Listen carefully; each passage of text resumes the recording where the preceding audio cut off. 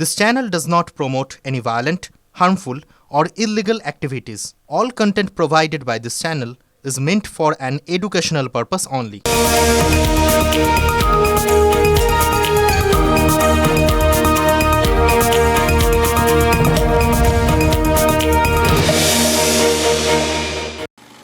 কোন আইনের বলে তুমি নোটিশ পাঠিয়ে দিচ্ছ, সাসপেন্ড করছো, আর বলে দিচ্ছ এফআইআর করতে হবে না? আমি কারো কোনো পানিশমেন্ট করতে দেব না, এটা মাথায় রাখবেন। আমরা আপনাদের রক্ষা করব জীবন দিয়েও, কোনো চিন্তা করবেন না, কেউ হতাশ হবেন না। কি সাহস! Under which rule? এখন ইলেকশনের অনেক বাকি আছে, অফিসারদের পাশে সরকার ছিল, আছে এবং থাকবে। যে কোনো সরকারি কর্মচারীদের পাশে গভর্নমেন্ট ছিল, আছে, থাকবে। এবার যদি কেউ বলেন মানে ওই সরকারি আধিকারিকরা কেউ কথা রাখেনি, দেখুন গত 6 মাসে এই যে কথাগুলো পাশে থাকার কথা, এটা তো একাধিকবার বলেছেন মুখ্যমন্ত্রী, এবং তার আশ্বাস কী ছিল? সরকার ওই আধিকারিকদের সঙ্গে থাকবে, কাউকে শাস্তি পেতে দেওয়া হবে না। আজ তারই সরকার 4 অফিসার আর ডেটা এন্ট্রি অফিসারের বিরুদ্ধে এফআইআর করেছে। অগাস্টে প্রথম নির্দেশ এসেছিল, গত 6 মাসে তারপর বারবার জাতীয় নির্বাচন কমিশন রিমাইন্ডার পাঠিয়েছিল, সরকার শোনেনি। কিন্তু তারপর যখন এই চরম সময়সীমাটা বেঁধে দেওয়া হলো, আজকে ছিল সেই চরম সীমা। মুখ্য সচিব নন্দিনী চক্রবর্তীকে দিল্লিতে ডেকে পাঠিয়ে একেবারে চরম বার্তা দিয়ে দিয়েছিল কমিশন, এবং এফআইআর না করা হলে কি করা হবে সেটাও বুঝিয়ে দিয়েছিল। তারপরেই তো দেখা গেল যে নির্বাচন কমিশন 7 জন AROকে সাসপেন্ড করেছে, 7 জন আধিকারিক, নির্বাচনী আধিকারিক। তার মানে এরপর তারা নিজেরাই দণ্ড দিতে শুরু করবে, এটা বুঝিয়ে দিয়েছিল। এবং একই সঙ্গে একটা সাংবিধানিক বডি, তারা আরেকটা সাংবিধানিক বডিকে মানে অর্থাৎ সরকারকে, তাদের যদি কোনো বক্তব্য, তাদের কাছে যদি কোনো নির্দেশ পৌঁছয় তাহলে সেটা মানতে হবে, এটা তো জানা ছিল। তারপরেও সরকার কেন বারবার এই আশ্বাসটা দিচ্ছিল? এটা জেনেও কেন আশ্বাস দিচ্ছিল যে হয়তো তাদের এই প্রশ্নের মুখে কোনো না কোনো সময় পড়তে হবে, এই বক্তব্যের সামনে কোনো না কোনো সময় পড়তে হবে, কারণ কোনো না কোনো সময় যে নির্দেশটা মানতে হবে এটা তো তারা জানতো। এবং তাহলে এখন ওই আধিকারিকরা এই প্রশ্নটা যে তুলতে পারেন, এই বক্তব্য যে রাখতে পারেন, কেউ কথা রাখেনি, সেটা তো সরকার জানতে পারতো, বুঝতে বোঝাও, তাদের তো বোঝা জিনিস আর কি, এটা না বোঝার মতো কিছু তো ছিল না। তারপরেও তারা এটা এতটা ঢিলে ঢালা একটা ব্যাপার করলো কেন? কেন এতদিন ধরে নির্দেশটাকে এড়িয়ে এড়িয়ে এড়িয়ে এড়িয়ে চললো? একটাই মাত্র কারণে, যেটা হবে সেটা তো হবে, কিন্তু তার আগে বার্তাটা পৌঁছে দেওয়া, আমরা লড়াইটা করছি। খেয়াল করে দেখুন যে এই 6 মাস আগের থেকেই যখন এই নির্বাচনী আধিকারিকদের বিরুদ্ধে এফআইআর করতে বলেছিল নির্বাচন কমিশন, সরকার যদি চট জলদি তখনই এফআইআর করে ফেলতো, তাহলে সর্বস্তরের সমস্ত কর্মচারী, সরকারি কর্মচারী যারা ওই নির্বাচনের কাজে যুক্ত হবেন, তাদের কাছে একটা অলিখিত বার্তা চলে যেত যে এরপর কিন্তু নির্বাচন কমিশনের কথাটাই শেষ কথা, তারা যেটা বলছে, যেভাবে বলছে সেইভাবেই তাদের কাজ করতে হবে। তাদের সেই কাজ না করে কোনো উপায় নেই, কারণ না করলে তাহলে তাদের বিরুদ্ধে শাস্তিমূলক ব্যবস্থা হবে। তাহলে তারা যে কী কাণ্ড করে ফেলতেন এর মধ্যে, সেটা নিয়ে হয়তো সরকারের একটু সংশয় ছিল, হয়তো যে কাজগুলো হতো সবটা তাদের পক্ষে যেত না বা বিপক্ষে যেত না, সে আলোচনা যাচ্ছি না, কিন্তু পছন্দ হতো না, এরকম তো হতে পারতো। তাহলে নিজেদের অস্বস্তির কারণ যাতে নিজেদের কর্মচারীরাই না হয়, সেই জন্যেই সরকারের এই এতদিন এতটা এড়িয়ে এড়িয়ে যাওয়া, টালবাহানা করা, এটা খুব জরুরি ছিল তাদের জন্য, ওই বার্তাটা পৌঁছানোর জন্য। এর মধ্যে তো যা হওয়ার মোটামুটি এসআইআর পর্ব চুকে মুখে গেছে, এটুকুনি সবাই বুঝে গেছেন, এরপর আর নতুন করে কিছু হওয়ার কিছু নেই। দেখুন এই অঙ্কটা প্রতি মুহূর্তে একটা রাজনৈতিক দলকে কষতে হয়, একটা সরকারকে কষতে হয়, ঠিক যেভাবে ধারের হিসেবগুলো কষতে হয়। এবার শাসক দল এটা তো খুব ভালো করে জানে যে তাদের লক্ষ্য আরও 5 বছর ক্ষমতায় থাকা, আপাতত 5 বছর, তারপর আবার 5 বছর, এইভাবেই তো তারা ভাবে। কিন্তু সেই 5 বছরে থাকার লাইসেন্স সেটা তো মিলবে নির্বাচনে, আর নির্বাচনটা নির্বাচন কমিশনের হাতে। সুতরাং কথা তো শুনতে হতোই, কিন্তু ওই মানুষ অনেক সময় করে না, টাকা মেটাতে দেরি করে সেই টাকাটা ব্যাংকে রেখে দিয়ে তার সুদটা নিজে খানিকটা লাভ করে নেয়। সরকারও কিন্তু এই এতদিন ধরে এফআইআর করার সিদ্ধান্তটা পিছিয়ে দিয়ে দিয়ে নিজেদের সুবিধেটা বুঝে নিয়েছে। ঠিক আরে ঠিক আছে, আমার বিরুদ্ধে তো কত এফআইআর আছে, এত এইভাবে নিচ্ছেন কেন, এত সিরিয়াসলি? আমি এনআরসি নিয়ে এখানে আন্দোলন করেছিলাম, আসাম গভর্নমেন্ট আমার বিরুদ্ধে আসামে এফআইআর করেছে, আপনারা জানেন সেটা। কাজে এগুলো ছেড়ে দিন, এগুলো আইনের পথে চলবে, এগুলো নিয়ে চিন্তা করার কোনো কারণ নেই। ভাবুন, সাংবিধানিক একটা পদে বসা একজন রাজ্যের শীর্ষ কর্ত্রী, তিনি তাদের সরকারি কর্মচারী বা সাধারণ মানুষ আপনার আমার মতো সেরকম কাউকে বলছেন এফআইআর নিয়ে চিন্তা করার কোনো কারণ নেই। এবার সবাই যদি সত্যি সত্যি এফআইআরটাকে এরপর অতটা লাইটলি নিতে শুরু করে, তাহলে কি হবে ভাবতে পারছেন? তবে আপনার আমার চিন্তা করা সত্যিই কোনো কারণ নেই, কারণ এফআইআরগুলো তো আমাদের বিরুদ্ধে হয়নি, আর চট করে আমাদের এরকম কোনো কাজ করতে হয়ও না যে এফআইআর হয়তো হবে। কিন্তু ওই মানুষগুলো তারা কেন এফআইআর যোগ্য কাজ করেছিলেন, এইটা তো তাদের এখন ভেবে দেখতে হবে। কত নাম ভাবুন তো, দেবোত্তম দত্ত চৌধুরী বা তথাগত মণ্ডল বা বিপ্লব সরকার বা সুদীপ্ত দাস, এরকম যত যে 4 জনের নাম বিরুদ্ধে এফআইআর হচ্ছে, তারা আর তাদের পরিবারের লোকেরা যে দুশ্চিন্তা করবেন এই আশ্বাস বা সান্ত্বনা দেওয়ার মতো করেই তো বললেন, ও কিছু না, কোনো ব্যাপার না। এফআইআরটা যদি সত্যি সত্যি এরকম ছেলেমূল্যানো জিনিস হয়ে গিয়ে থাকে সেটা জানা নেই। যারা প্রশাসনিক এবং এই সাংবিধানিক বিষয়গুলো দেখাশুনো করেন তারা বলতে পারবেন, বলছেন যখন নিশ্চয়ই এফআইআরটা ওরকম ছেলে খেলেই হবে আর কি। কিন্তু আমাদের মাথায় অন্য চিন্তাটা গিজগিজ করছে। মুখ্যমন্ত্রী আজ বিকেলে নবান্নে যে প্রেস কনফারেন্সটা ডাকলেন এবং তারপর একদম প্রথম থেকেই একেবারে সেই অভিষেক শর্মা আর ঈশান কিষানের ঢঙে নির্বাচন কমিশনকে তুলে তুলে ছক্কা মারতে শুরু করলেন। পরপর 4-6 এই মারকুটে মেয়ে যখন গোটা ব্যাপারটা চলছে, একদম T20 হয়ে যায়। যে হঠাৎ করেই এফআইআরের খবরটা সাংবাদিকদের কাছে এলো। এক সাংবাদিক তা নিয়েই প্রশ্ন করলেন, এটা কি হতে পারতো এই সময় ওই মারকুটে মেজাজের মধ্যে এরকম একটা প্রশ্ন, একটা গুগলির মতো যেতে পারতো। কিন্তু মমতা বন্দ্যোপাধ্যায় মানে যে বড় ব্যাটসম্যান না, তার কিছু একটা লক্ষণ আছে জানেন তো। তারা সব বল চালাচ্ছেন হয়তো, কিন্তু তার মধ্যে যেটা ভালো বল পড়ে সেটাকেও কিন্তু ওই সব চালাচ্ছেন, দাম দাম করে সেটাকেও চালিয়ে দিলেন, চালাতে গিয়ে আউট হয়ে গেলেন। এটা কখনো করেন না। যারা সব একই রকমভাবে চালিয়ে যান তাদের এই ছোটোবেলা থেকে শুনতাম তারু বলে। উনি তারু নন, বিবেচক। সুতরাং ঠিক জায়গায় উনি ব্যাট চালালেন না, রক্ষণ করলেন, ডিফেন্স করলেন। কৌতূহল হচ্ছে যে এই প্রশ্নটার জন্যেই কি উনি অপেক্ষা করছিলেন বলুন তো? মনে হচ্ছে জানেন তো, পুরো ব্যাপারটা দেখে মনে হলো একটা মানসিক প্রস্তুতি ছিল যে এইরকম একটা বল আসবে, এবং তিনি তার আগে যেটা করলেন লোকজনের মেজাজকে অন্যদিকে নিয়ে গেলেন, নিজের বক্তব্য বলে দিলেন এবং নির্বাচন কমিশনকে ওইভাবে আক্রমণ করার মধ্যে দিয়ে যাবতীয় দায় দায়িত্ব সব তাদের ওপর চাপিয়ে দিলেন, দোষারোপ করে দিলেন।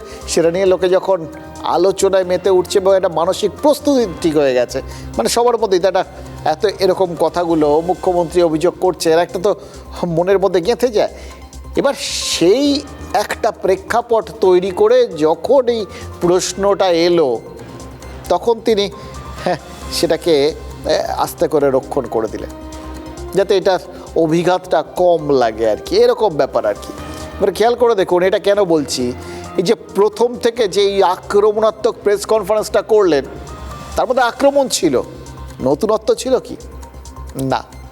প্রথম দিন থেকে যে অভিযোগগুলো করে আসছিলেন নির্বাচন কমিশনের বিরুদ্ধে, আজও সেগুলোই করেছেন। তাই মুখ্যমন্ত্রীর আক্রমণ নয়, মুখ্যমন্ত্রীর ওই যে আজকে রক্ষণটা করলেন ওটার মধ্যে নতুনত্ব রয়েছে।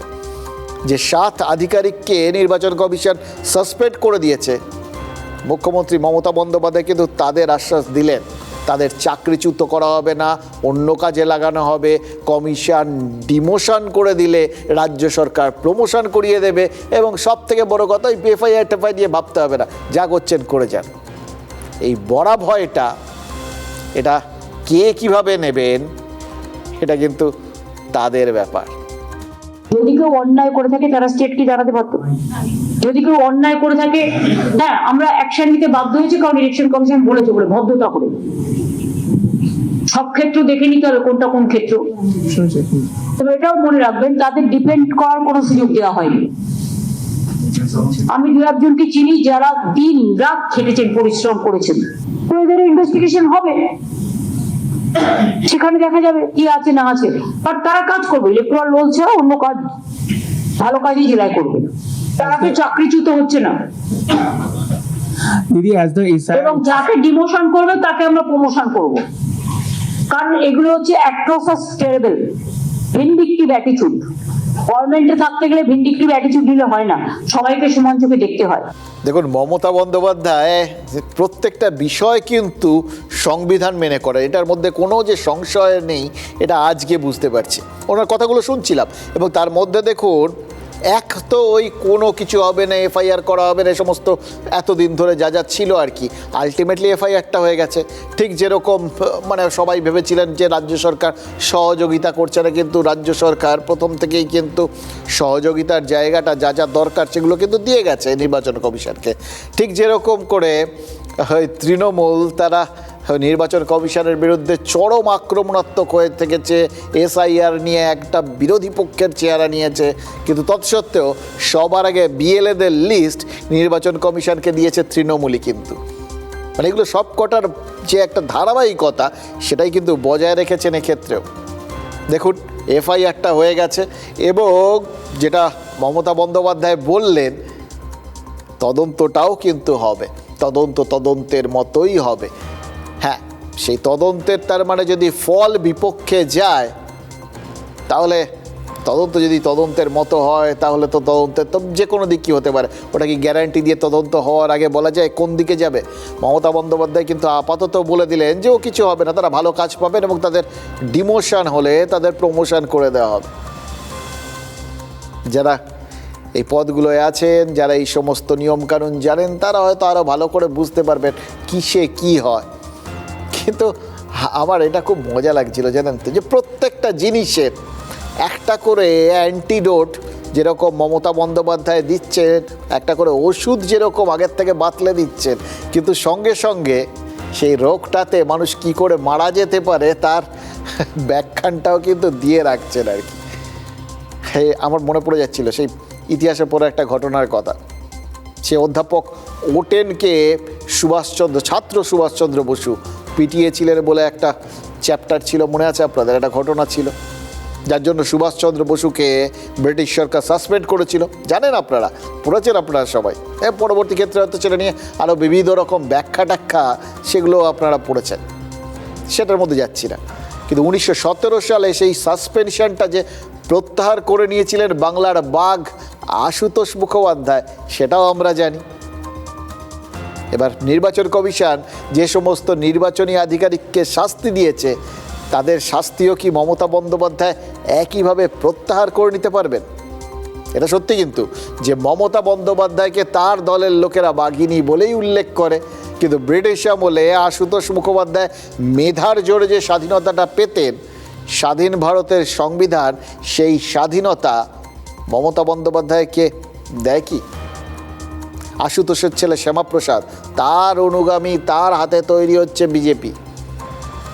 সেই বিজেপির বিরুদ্ধে মমতা বন্দ্যোপাধ্যায়ের ইদানিং যে রাজনৈতিক যুদ্ধ, সেটা তো আমরা দেখছি, কিন্তু তার হাতে শেকল পুড়িয়ে দিয়েছেন জওহরলাল নেহরু আর বি.আর. আম্বেদকর। তারা যে সংবিধান প্রণয়ন করে গেছেন, তাতে নির্বাচন কমিশনের হাতে ভোট করানোর সর্বময় ক্ষমতা। মমতা বন্দ্যোপাধ্যায় আজ ওই নির্বাচন কমিশনের নাম দিয়েছেন তুগলকি কমিশন, আর বলে দিয়েছেন বাংলাদেশের নির্বাচন কমিশনও নাকি নির্বিঘ্নে নির্বাচন করিয়ে দিয়েছে, কোনো অশান্তি হয়নি। আর এখানে ভোটের জন্য কত হয়রানি, এটা লজ্জার বিষয়। ভাবুন তো, তিনি নিজেই কোন প্রসঙ্গের অবতারণা করে বসলেন এবং কাদের সাথে তুলনা করে বসলেন। বাংলাদেশে ভোট হয়েছে, বাংলাদেশের সেই ভোট মোটামুটি শান্তিপূর্ণ, ওই এক বিএনপি নেতা মারা গেছেন। অথচ আমাদের এখানে এখন যেটা হচ্ছে, যেটাকে মমতা বন্দ্যোপাধ্যায় ওই ভোটের সঙ্গে তুলনা করছেন, সেটা হচ্ছে এসআইআর। এবার এসআইআর প্রক্রিয়ার মাধ্যমে মানুষজনকে লাইনে দাঁড়াতে হচ্ছে, হয়রানি হতে হচ্ছে, এরকম বিবিধ অভিযোগগুলো আছে। কিন্তু এসআইআরকে কেন্দ্র করে এখন অবধি অন্তত বিরাট লেভেলে ভাঙচুর, অশান্তি, অগ্নিকাণ্ড বা রক্তপাত এগুলোর কোনোটাই হয়নি। এগুলো কখন হয়? ভোটের সময়। এবার সত্যিই যদি আমাদের ওই বাংলাদেশের ভোটটাকেই একটা ভালো ভোট বলে, শান্তিপূর্ণ ভোট বলে সার্টিফিকেট দিতে হয়, তাহলে তো তখন তার মাপকাঠিতে আমাদের এখানকার ভোটটাও চলে আসবে। আমাদের এখানের ভোটে কি হয়, আমরা এতক্ষণ ইদানিংকালে ওই বিহার টিয়ারের ভোটের সাথে আমাদের ভোটের তুলনা করছিলাম, দেশের মধ্যেই রাখছিলাম, তাতে লজ্জাটা কম। কিন্তু সেটা যখন একটা বিদেশি রাষ্ট্রের সাথে তুলনায় এসে যায়, যখন ওখানকার ভোটগুলোর হিংসার তুলনায় এখানকার ভোটে অন্তত অতীতে যেগুলো ঘটে গেছে সেই হিংসার ফিরিস্তিটা অনেক অনেক লম্বা চওড়া দেখায়, তখন লজ্জা হয়, জানেন তো। কিন্তু কার লজ্জা হয়, কার লজ্জা এটা? দেখুন, এই ধরনের ঘটনা ঘটলে সেটা তো রাজ্যের আইন শৃঙ্খলার দিকেই আঙুল তোলা, এক্ষেত্রে উঠবে, সেটাই তো হওয়া উচিত ছিল। কিন্তু মমতা বন্দ্যোপাধ্যায় এই প্রসঙ্গের অবতারণা যে হবে না এটা ভাবেননি, এটা ভেবে নেওয়ার কোনো কারণ নেই। তিনি জানতেন তিনি যে মুহূর্তে বাংলাদেশের তুলনা করবেন এই কথাগুলোই আসবে, অবভিয়াস। এবং তিনি জানেন এখানে তিনি ব্যাট চালাবেন না বলটা ঠুকবেন। তিনি ঠিক করে রেখে দিয়েছেন এই আঙুলগুলো উঠলে সেগুলো তিনি কৌশলে ওই নির্বাচন কমিশনের দিকেই ঘুরিয়ে দেবেন। এই আজকে যেটা করলেন সেটা হচ্ছে তার ওই সূচিপত্র বা এসওপি, মানে কিভাবে নিয়মবিধি আর কীভাবে কি করতে হবে সেটা বুঝিয়ে দেওয়া। মানে ভবিষ্যতে যখনই এই হিংসার দায়ে বা দায়িত্বের প্রসঙ্গ উঠবে, আপনারা নিশ্চিন্তে থাকতে পারেন সেটা পুরোটাই নির্বাচন কমিশনের দিকে যাবে। কারণ ভোটের সময় রাজ্য প্রশাসন নির্বাচন কমিশনের অধীনে থাকে। এবার ভোট ঘোষণার পর যদি হিংসা হয়, সবই তার মানে গিয়ে নির্বাচন কমিশনের খাতায় জমা হবে। সেটাই কি কৌশলে মমতা বন্দ্যোপাধ্যায় তার পার্টির কর্মীদের বুঝিয়ে দিলেন। এবারে নির্বাচনে যদি হিংসা হয়, তার যাবতীয় দায়, তার মানে ওই যা যাবে নির্বাচন কমিশনের দিকেই যাবে, এটা ভেবে খোলা মনে কি নির্বাচন করতে নামতে পারবেন তৃণমূল কর্মীরা?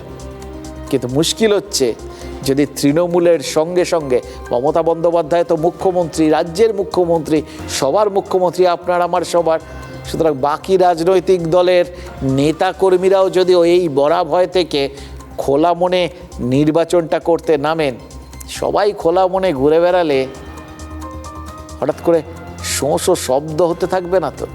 They must see before few days ago there is a Bangladesh election.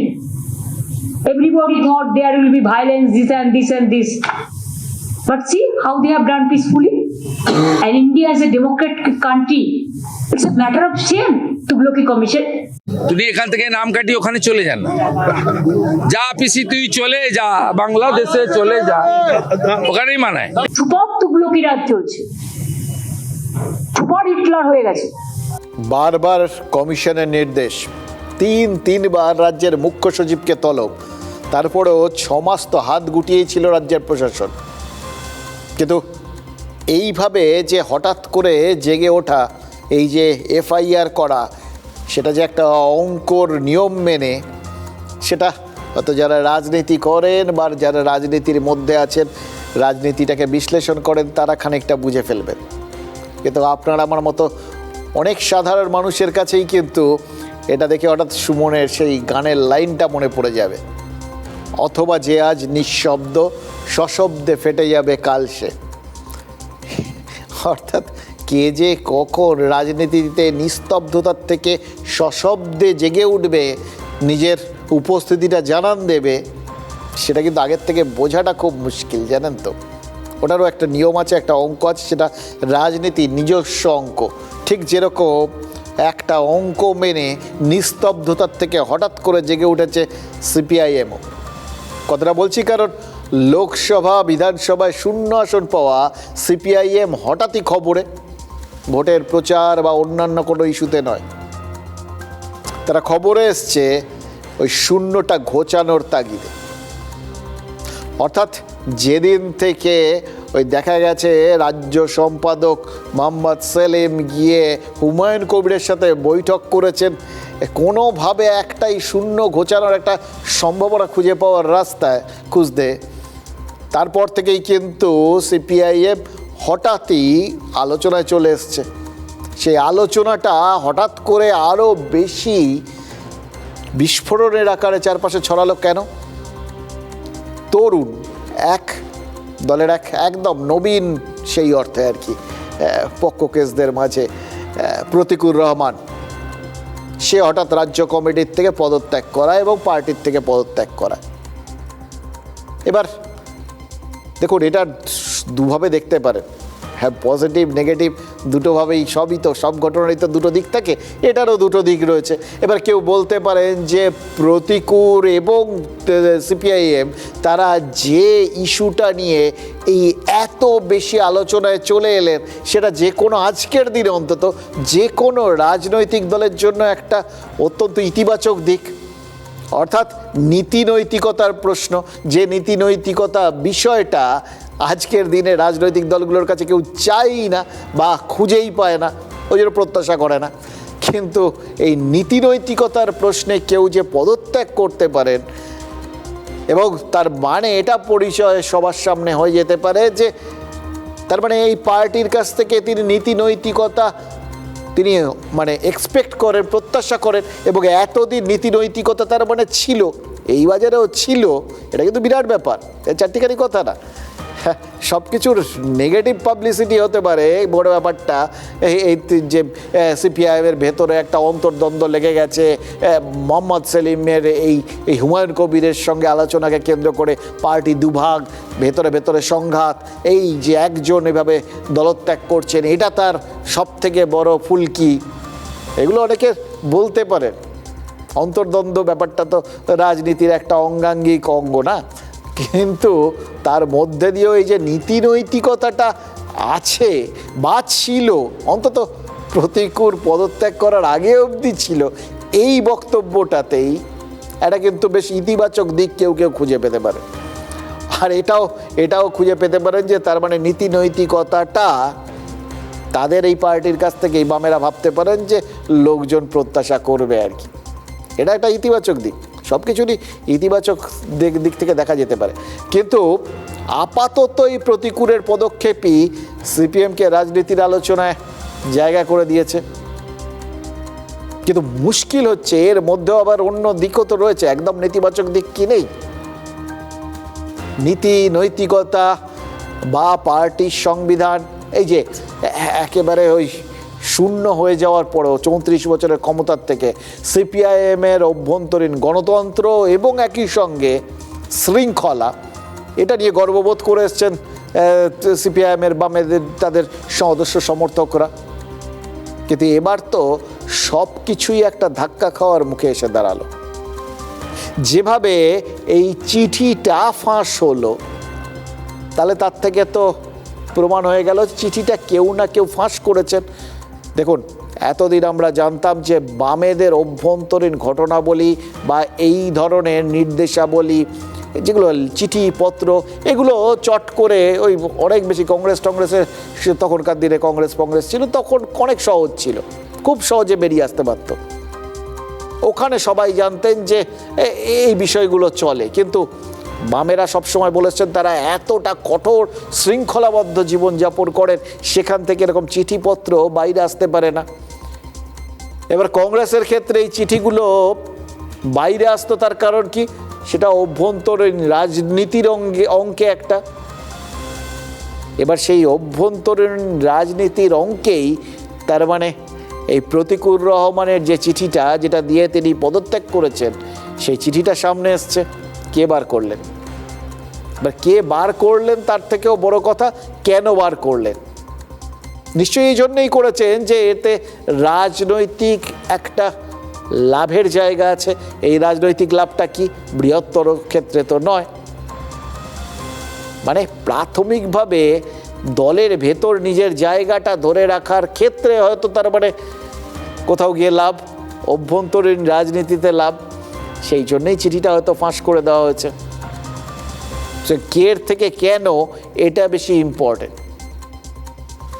এবং এইটাই প্রমাণ করে যে তার মানে সবাই মিলে উদ্গ্রীব রয়েছেন ক্ষমতাটাকে কুক্ষিগত করার জন্য, সেটা দলের ভেতরে হোক বা কোনো ক্রমে বাইরে হোক, যার জন্য নীতি নৈতিকতা বা তাদের যে ধরন ধারণ যেগুলো তাদের কাছ থেকে লোকজন এক্সপেক্ট করে বা দলের বাইরের লোক যা খুশি প্রত্যাশা করতে পারে, কিন্তু দলের ভেতরে যারা রয়েছেন সেই নেতাকর্মীরা যেটা প্রত্যাশা করেন সেটার বাইরে যে গোটা ব্যাপারটা হচ্ছে, সেটার যে তোয়াক্কা না করে হচ্ছে, সেটা এই ঘটনাটা প্রমাণ করে দিচ্ছে। অর্থাৎ ওই নির্বাচনী খাতায় মার্কস পাওয়ার জন্য মার্কসকে দিয়ে হচ্ছে না, মার্কস বাদ দিয়েই গোটা ব্যাপারটা এখন করা হচ্ছে, এটা তো মোটামুটি পরিষ্কার। অর্থাৎ ভোট বড় বালাই, ক্ষমতা বড় বালাই। এবার চিঠিটা কে সামনে এনেছেন? তৃণমূল নেতা কুণাল ঘোষ। ফলে এটার মধ্যেও একটা অদ্ভুত বিষয় তৈরি হয়েছে, জানেন তো। সোশ্যাল মিডিয়া সিপিআইএম নেতাদের সঙ্গে তর্কে জড়িয়ে পড়েছেন তিনি। এবার যে খুশি তাকে আক্রমণ করতে পারুন, কিন্তু কুণাল ঘোষ যেটা বলেছেন, একজন সাংবাদিক হিসেবে তিনি তার দায়িত্ব পালন করেছেন। সাংবাদিক হিসেবে তিনি তার দায়িত্ব পালন তো এই জন্যে করতে পেরেছেন যে কেউ না কেউ তার হাতে সেই চিঠিটা তুলে দিয়েছেন। এটা জেনেই দিয়েছেন তিনি সাংবাদিকের থেকেও তৃণমূলের মুখপাত্র, তৃণমূলের নেতা, এবং দলের অভ্যন্তরের অবস্থাটা এমন জায়গায় পৌঁছে গেছে এর ফলে যে কুণাল ঘোষ সগর্বে দাবি করতে পারছেন তাদের দলের ভেতরে যে কোনো কথা তারা জেনে ফেলতে পারে। ফলে কে যে কার হাতে কার হাত ধরছেন, কে যে কার ওপর কার ভরসায় কোন দিকে ঘেঁষছেন, কোন স্বার্থ চরিতার্থ করছেন, গোটা ব্যাপারটাই খুব জটিল জায়গায় চলে গেছে। এগুলোর একটা রাজনৈতিক বিশ্লেষণ হতে পারে, একটা রাজনৈতিক দ্বন্দ্ব আছে, এটার মধ্যে অঙ্ক আছে, কৌশল আছে, সব কিছু হতে পারে। জটিল বুঝতে পারছি, আমরা মাথায় কামাচ্ছি না, আমরা শুধু ভাবতে চেষ্টা করছি যে দলটা শূন্য থেকে সংখ্যায় ফেরার কথা ভাবে তাদের এত কিছুর দিকে নজর দেওয়ার সময় থাকে কি, আর নাকি এই ধরনের ঘটনাতে নিজেদের শক্তি ক্ষয় করলে এরপর নির্বাচনী ময়দানে লড়ার শক্তি থাকবে। এর মধ্যে আবার জোর জল্পনা শুরু হয়েছে প্রতিকূল নাকি তৃণমূলে যাচ্ছেন, এমনকি মগরাহাট থেকে তিনি প্রার্থী হতে পারেন বলে অনেকে বলছেন। প্রতিকূল তিনি নিজের এই গোটা ব্যাপারটা নিয়ে একটা অদ্ভুত রকম স্টান্স নিয়েছেন, জানেন তো। তিনি দলের একজন শৃঙ্খলাবদ্ধ সৈনিক যেরকম করেন সেই বক্তব্যে অনড় রয়েছেন। তাকে যাই জিজ্ঞেস করা হচ্ছে তিনি বলছেন, আমি দলের অভ্যন্তরে জানিয়েছি, এর বাইরে আমি আর কিচ্ছু বলবো না, দলের সংবিধান সম্মতভাবে যেটা হয় সেটাই আমি করেছি। এবার তিনি কি করেছেন, চিঠিটা লিখেছেন কি লেখেননি, বা দলের অভ্যন্তরে কি বলেছেন, এই বিষয়গুলো সব যে তিনি এড়িয়ে যাচ্ছেন, তিনি বোঝানোর চেষ্টা করছেন তিনি দলীয় শৃঙ্খলা মানছেন। কিন্তু দলীয় শৃঙ্খলাটা তো তখনই মানার প্রশ্ন থাকে যদি তিনি দলের মধ্যে থাকার ইচ্ছা প্রকাশ করেন, নাকি তিনি ভাবছেন যে না, এটা তিনি একটা এমন দৃষ্টান্ত স্থাপন করে যাবেন যে দল বদলে ফেললেও আগের দলের সঙ্গে কোনো রকম বিশ্বাসঘাতকতা তিনি করবেন না। তবে এটা ঘটনা যে গোটা বিষয়টা হলে সেটার মধ্যে প্রতিকূল রহমানকেও এই ইদানিংকালে ওই যাবতীয় ন্যায় নীতি আদর্শ এবং লড়াই ঠড়াইয়ের কথা বলার পর যেভাবে নেতারা আজ এখানে কাল সেখানে যান, প্রতিকূল রহমানও কিন্তু প্রমাণ করতে পারবেন তিনি অন্তত রাজনৈতিক নেতাই। কারোর সঙ্গে ব্যক্তিগতভাবে কারোর সঙ্গে কোনোদিন বিরোধ আমার হয়নি। এটা ব্যক্তির বিরুদ্ধে কোনো কথাই নেই। আমার যা বলার আমি সেই নির্দিষ্ট ফর্মে বলেছি। মানে তৃণমূলে যদি জয়েন করেন তাহলে তো বলবো যে এই ঘর থেকে ও ঘরে যাচ্ছেন, বাড়িটা তো একটাই। আমরা তো বারবার বলেছি তো সিপিএম মূলের রাজনীতি। আমি এ ধরনের কোনো কিছু জানি না, আমি বলতেও পারবো না। আমি ওনাদের মুখেই শুনি ছেলেটি খুব ডেডিকেটেড সিপিএমের। ওদের বায়োলজিক্যাল ফেরেব বাই একটা শ্রেণী আসছে যাদের এলাকায় দেখা যায় না। প্রতিকূলরা এলাকায় বাড়ি বাড়ি ঘোরে, আর এরা মুখে চুন পাউডার মেখে এরা শুধুমাত্র মিডিয়া আর সোশ্যাল মিডিয়ায় থাকে। পার্টির অভ্যন্তরীণ ব্যাপার এবং সাংগঠনিক ব্যাপার। সাংগঠনিক ব্যাপার সোশ্যাল মিডিয়ায় হয় না, সংগঠনের কমিটি মিটিং হয়। আমাদের রাজ্য কমিটির বৈঠক আছে, সেখানে আলোচনা হবে।